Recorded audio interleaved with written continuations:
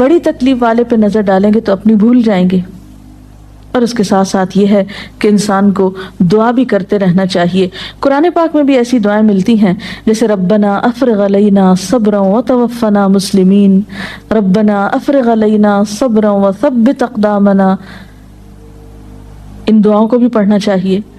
اسی طرح حضرت ابن عباس کا بیان ہے کہ نبی صلی اللہ علیہ وسلم جب کسی رنج و غم میں مبتلا ہوتے تو یہ دعا کیا کرتے تھے، لا الہ الا اللہ رب العرش العظیم، لا الہ الا اللہ رب السماوات و رب الارض و رب العرش الکریم۔ تو اللہ کا ذکر، اس کی دی ہوئی نعمتوں کا شکر انسان کے لیے صبر کے معاملے کو آسان کر دیتا ہے۔ اور حقیقت یہ ہے کہ صبر سے بڑھ کر کوئی چیز نہیں جو انسان کے لیے اتنی فائدہ مند ہو، جیسا کہ ایک بخاری کی حدیث میں آتا ہے، ما اعطی احد عطاء ما اعطی احد عطاء خیرا واوسع من الصبر۔ صبر کی توفیق سے بڑھ کر سمجھ لو کہ بہتر اور عمدہ نعمت کسی اور کو نہیں ملی۔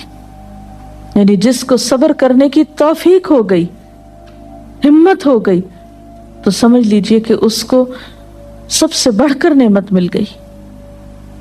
یہ توفیق رب کی نعمتوں میں سے ایک بڑی نعمت ہے۔ اور ایک اور روایت میں تو صبر کو آدھا ایمان کہا گیا، صبر نصف الایمان۔ اور مومن کا حال کچھ یوں بتایا گیا، یعنی مومن کی شان آپ صلی اللہ علیہ وسلم نے فرمایا کہ مومن کی شان بھی عجیب ہے، اور یہ شان مومن کے سوا کسی اور کو نصیب نہیں ہوتی۔ ان اصابتہ سراء شکر فکان خیر لہ وان اصابتہ ضراء صبر فکان خیر لہ، کہ اگر اسے راحت اور خوشی ہوتی ہے تو وہ شکر کرتا ہے، اس طرح اپنی نیکی کو بڑھا لیتا ہے، اور اگر اسے کوئی تکلیف پہنچتی ہے تو صبر کرتا ہے، اور اس سے وہ اپنے درجے بڑھا لیتا ہے۔ تو گویا صبر ہر حال میں انسان کے لیے فائدہ مند ہے، اور انسان کے درجات کو بڑھانے کا ذریعہ ہے۔ اس کے برعکس بے صبری انسان کے لیے کسی طور پر بھی فائدہ مند نہیں۔ بے صبری سے کوئی کام نہیں بنتا، بے صبری سے کوئی بھی نتیجہ نہیں نکلتا، آپ تقدیر کے کسی فیصلے کو پلٹا نہیں سکتے۔ اس لیے صبر کرنا فائدہ مند ہے۔ اللہ تعالیٰ سے اس کی توفیق مانگنی چاہیے۔ اللہ تعالیٰ ہم سب کو اپنی عافیت میں رکھے، اور اگر اس کے فیصلے سے کوئی آزمائش زندگی میں آئی ہوئی ہے تو اس پر صبر کے ساتھ اللہ سے رجوع کرنے کی توفیق ملتی رہے۔ اس سلسلے میں اگر کوئی سوال ہو آپ کے ذہن میں۔ ایک حالات جو ہمیں بہت ہی کامن نظر آتے ہیں کہ جب کسی کی وفات ہوتی ہے، اور بہت ہی عام دیکھا گیا ہے کہ لوگ بالکل اپنے آپے سے باہر ہو جاتے ہیں، اسے اللہ کی رضا، اللہ کا وقت، جانے والے کا کوئی بالکل انہیں صرف اپنا غم کہ ہم سے یہ چھٹ گیا، اور اتنی استغفر اللہ غلط باتیں کہتے ہیں ان موقعوں پر، اور جب انہیں کوئی سمجھانا چاہے تو وہ اس مینٹل سٹیٹ میں، اس مینٹل فریم آف مائنڈ میں ہوتے نہیں کہ کسی کی بات سننا چاہیں، اور وہ بالکل صبر کا دامن چھوڑے ہوئے ہوتے ہیں۔ تو اس طریقے سے ان ماحول میں لوگوں کو کیسے ڈیل کیا جائے؟ ایسے سب لوگ اپنے بارے میں سوچیں کہ ان کی اس بے صبری نے ان کو کیا دیا؟ کیا اللہ کا فیصلہ پلٹ گیا؟ کیا اس بے صبری سے انہیں کوئی اجر ملا؟ کیا ان کی اس بے صبری سے دوسروں کو کوئی راحت ملی؟ جب انسان بے صبری سے کام لیتا ہے تو وہ نہ صرف یہ کہ خود کو پریشان کرتا ہے، بلکہ اپنے آس پاس کے لوگوں کے لیے ایک اذیت کا سبب بن جاتا ہے، ان پہ ایک بوجھ بن جاتا ہے۔ پھر بعض اوقات زبان سے ایسی ناروا باتیں نکالتا ہے کہ اللہ تعالیٰ کو ناراض کر دیتا ہے۔ حالانکہ دیکھا جائے تو ان ساری چیزوں کے نتیجے میں سوائے خسارے اور ناکامی کے کچھ حاصل نہیں ہوتا۔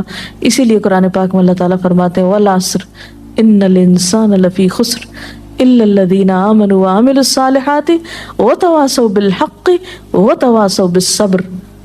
قسم ہے زمانے کی، یقیناً انسان نقصان میں ہے سوائے ان لوگوں کے جو ایمان لائے اور جنہوں نے اچھے کام کیے، ایک دوسرے کو حق کی تلقین کرتے رہے اور ایک دوسرے کو صبر کی تلقین کرتے رہے۔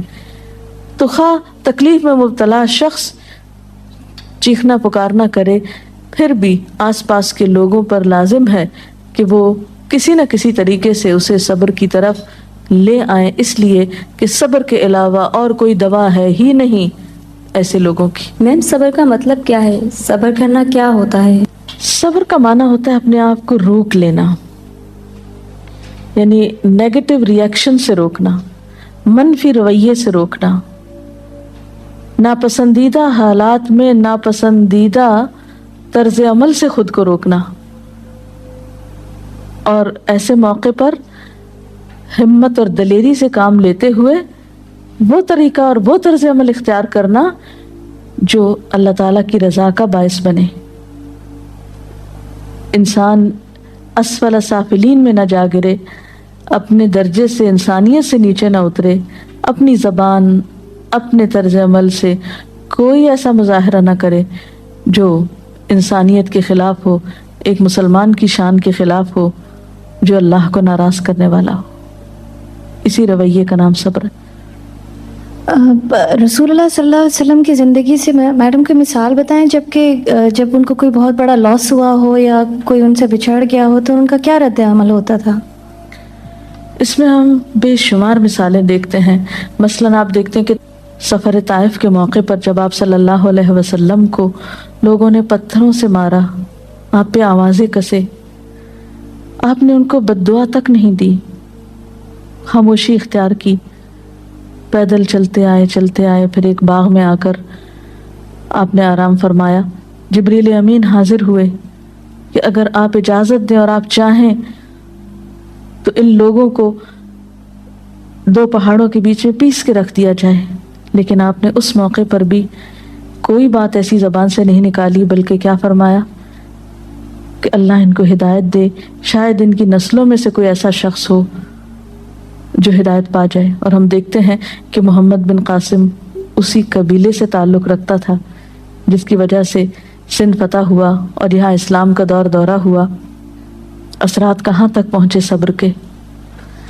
اسی طرح اپنی اولاد کے معاملے میں آپ کے بیٹے ابراہیم، جن سے آپ کو بہت پیار تھا، جب وہ فوت ہوئے تو وہ آپ کی گود میں تھے اور آپ کے آنسو ٹپ ٹپ گر رہے تھے۔ لوگوں نے دیکھا تو کہا اللہ کے رسول صلی اللہ علیہ وسلم آپ بھی روتے ہیں؟ فرمایا کہ ہاں، یہ تو رحمت کی علامت ہوتی ہے، آنکھ آنسو بہاتی ہے، دل غمگین ہوتا ہے، لیکن زبان سے وہی نکلے گا جو اللہ کی رضا ہوگی، یعنی زبان سے کوئی ناپسندیدہ بات نہیں نکلے گی۔ اسی طرح جنگ احد کے موقع پر جب آپ کا دانت شہید کر دیا گیا، اس موقع پر بھی آپ نے کس طرح صبر و رضا سے کام لیا۔ تو گویا خواہ کوئی جسمانی تکلیف ہوئی آپ کو، یا اولاد کی طرف سے تکلیف اور غم پہنچا، یا اللہ کے راستے میں جب کہیں ستائے گئے، تو کسی بھی موقع پر آپ نے کبھی کوئی ایسا طریقہ اختیار نہیں کیا کہ جو اخلاق سے کم ہو۔ اسی لیے آپ کو یہ اعزاز نصیب ہوا کہ انک لعلی خلق عظیم، بے شک آپ اخلاق کی عظمتوں پر فائز ہیں۔ اور واقعی بہترین اخلاق اس وقت کسی کا پتہ چلتا ہے، اور بہترین اخلاق والا وہی ہو سکتا ہے جو ایسے موقع پر بہترین اخلاق کو ثبوت دے جب حالات اس کے موافق نہ ہوں، اس کے خلاف ہوں، اس کے نفس کو ناگوار ہوں، اس کے لیے تکلیف دہ ہوں، پریشان کن ہوں۔ جی کوئی اور سوال؟ یہ صبر کے معاملے میں ہم عورتیں جو ہیں عموماً بے صبری کا زیادہ مظاہرہ کرتے ہیں، خاص کر جیسے کہیں اموات ہو جائے یا کچھ ہو جائے، لیکن کچھ ایسی خواتین بھی ہوتی ہیں جو اس وقت بہت زیادہ صبر کرتی ہیں، لیکن پھر وہی ہماری جو ہم عورتیں جو ہے اس وقت اس کو یہ طعنہ دیتی ہیں بہت سنگ دل ہے، سخت دل ہے، اور وہ الٹا اس کو متاثر ہونے کے بجائے اس کو زیادہ اس کو کرنے کے بجائے اس کو طعنے دے کے معاشرے میں اس کا جینا زیادہ۔ تو اس معاملے میں جو ہے امہات المومنین کی کوئی ایسی مثالیں ہوں جو کہ بھئی اس طرح انہوں نے تکالیف میں صبر کیا، اور ہم عورتوں کا ایسے معاملے میں کیا کردار ہونا چاہیے کہ ایسے جو صبر کرتی ہیں خواتین؟ اس میں آپ دیکھیے کہ حضرت ام سلیم ہیں جن کا بچہ بیمار ہے، شوہر بیمار بچے کو چھوڑ کر جاتے ہیں، واپس آتے ہیں تو بچہ فوت ہو چکا ہوتا ہے۔ बीवी बहुत सब्र से काम लेती हैं, यानी उम्मे सुलैम जो है बहुत सब्र से काम लेती हैं, बच्चे को ढांप देती हैं, शौहर का इस्तकबाल करती हैं, उनको खाना खिलाती हैं, आराम करने देती हैं, और फिर बहुत उम्दा तरीके से उनसे कहती हैं कि अच्छा अबू तलहा ये बताओ कि अगर कोई शख्स तुम्हारे पास अपनी अमानत रखे और फिर अमानत लेने के लिए आ जाए तो तुम किस तरह वापस लौटाओगे? तो कहने लगे कि खुशी के साथ लौटाऊंगा। पूछा तुम नाराज तो नहीं होगे कि वो अपनी अमानत क्यों लेने के लिए आ गए, यानी वापस क्यों ले रहा है? क्योंकि नहीं, नाराजगी किस बात की? तो कहने लगे कि देखो तुम्हारा बच्चा तुम्हारे पास अल्लाह की अमानत था, तुम्हारी मिल्कियत नहीं था, अल्लाह की तरफ से एक नेमत मिली हुई थी, अल्लाह ताला ने उसको वापस ले लिया। यानी किस कदर खूबसूरत अंदाज में वो अपने बच्चे की वफात की खबर अपने ही शौहर को देती हैं, कोई रोना धोना नहीं, कोई वावला नहीं, कुछ भी नहीं।